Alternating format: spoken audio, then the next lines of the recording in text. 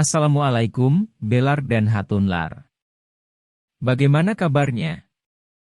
Semoga selalu dalam lindungan Allah. Amin. Dalam video kali ini, kita akan membahas tentang Nizamul Mulk. Nama asli beliau adalah Abu Ali Hasan bin Ali bin Ishaq At-Tusi. Dari namanya kita bisa tahu bahwa beliau lahir di sebuah kota bernama Tus yang sekarang berada di wilayah negara Iran. Dalam serial Alparslan Buyuk Selçuklu, sebelum menjadi Perdana Menteri, beliau lebih dikenal sebagai Hasan B. Pendapat para ulama tentang Nizamul Mulk. Imam Az-Zahabi menulis dalam kitabnya Syiar Alam An-Nubala. Perdana Menteri Nizamul Mulk, Qawamuddin, Abu Ali Hasan bin Ali bin Ishaq At-Tusi sebagai seorang yang cerdas, ahli politik, seorang ahli perang, berakhlak baik, dan juga sangat pemalu. Dia selalu meramaikan majelisnya dengan para qurra dan para fuqaha. Dia telah mendirikan universitas yang besar di Baghdad, Naisabur dan Tus.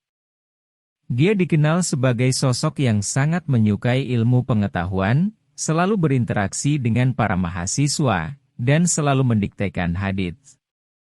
Ibnu Katsir menulis dalam kitab Al-Bidayah wa Nihayah.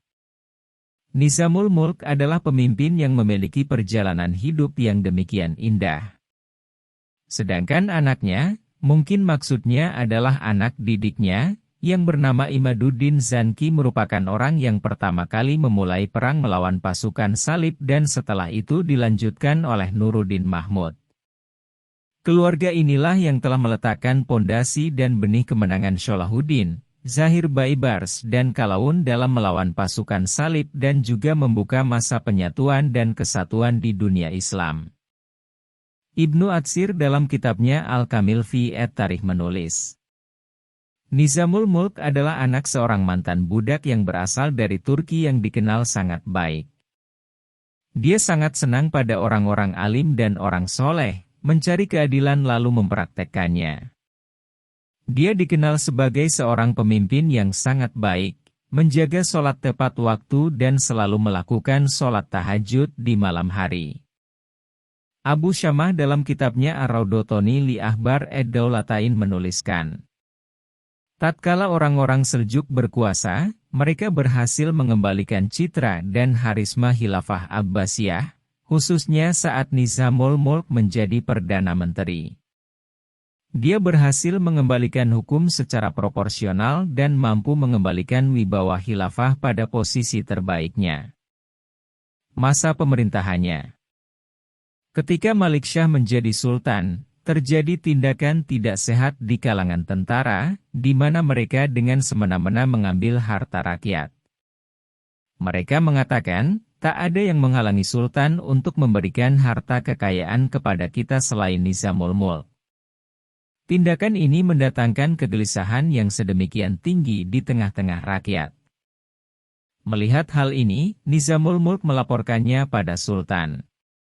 Dia menjelaskan, kalau kesewenang-wenangan ini terus berlangsung, maka akan melemahkan kesultanan dan akan menjatuhkan wibawa daulah, menimbulkan cinta dunia dan takut mati, memicu kehancuran negeri serta akan menghancurkan politik daulah.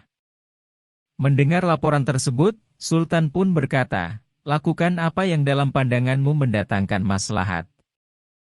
Nizamul Mulk berkata, tidak mungkin aku melakukan sesuatu kecuali atas perintahmu. Sultan berkata, aku telah menyerahkan semua urusan yang besar maupun yang kecil kepadamu, sebab kau laksana orang tuaku. Lalu Sultan bersumpah di depannya, dan memberikan otoritas yang lebih dari sebelumnya, serta memakaikan pakaian kebesaran untuknya. Sultan juga memberikan gelar-gelar padanya. Di antaranya adalah Atabek atau Atabe yang artinya, pemimpin dan sekaligus bapak. Maka tampaklah kemampuannya, keberaniannya, perilakunya yang baik yang menyejukkan hati rakyat. Kecintaannya pada ilmu dan ulama.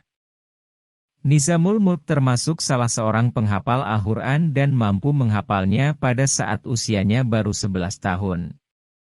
Dia banyak berinteraksi dengan mazhab Syafi'i dan tidak akan pernah duduk kecuali dalam keadaan berwudu.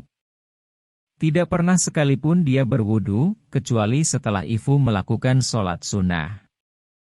Kalau dia mendengar adzan, maka dia akan segera menghentikan seluruh kegiatannya. Kalau adzan selesai dikumandangkan, dia tidak akan memulai sesuatu pun sebelum melakukan sholat. Kalau sang muadzin lupa untuk mengumandangkan adzan, dia akan mengingatkannya untuk mengumandangkan adzan. Ini merupakan puncak sikap seorang hamba dalam menjaga waktu sholat, dan dalam memenuhi panggilan Robnya. Nizamul Mulk sangat gemar menyimak hadits dari Al-Qushairi, Abu Muslim bin Mahar Bazad dan Abu Hamid Al-Ashari. Abul Hasan Muhammad bin Ali Al-Wasidhi, seorang faqih dari kalangan Syafi'i, mengirimkan sebuah syair dan memintanya agar meredam fitnah yang terjadi antara mazhab Hambali dengan golongan Asy'ari. Nizamul Mulk pun melakukan permintaannya dan berhasil meredam fitnah yang terjadi. Wafatnya Nizamul Mulk. Nizamul Mulk wafat pada hari Kamis, 10 Ramadan tahun 485 Hijrah di sebuah tempat yang bernama Nahawan dalam perjalanan untuk melaksanakan ibadah haji. Beliau wafat di tangan pengikut Syiah yang berpura-pura minta tolong kemudian secara pengecut menikam beliau dengan belati. Ibnu Aqil berkata, perjalanan hidupnya dipenuhi dengan kemurahan, kemuliaan dan keadilan. Dia mampu membangkitkan rambu-rambu agama. Masa pemerintahannya melahirkan orang-orang yang berilmu. Namun kemudian dia dibunuh saat dia sedang berangkat untuk menunaikan ibadah haji pada bulan Ramadan. Maka meninggalnya dia adalah sebagai raja di dunia dan sebagai raja di akhirat. Semoga Allah senantiasa melimpahkan rahmatnya kepada Nizamul Mulk. Semoga bermanfaat dan wassalam.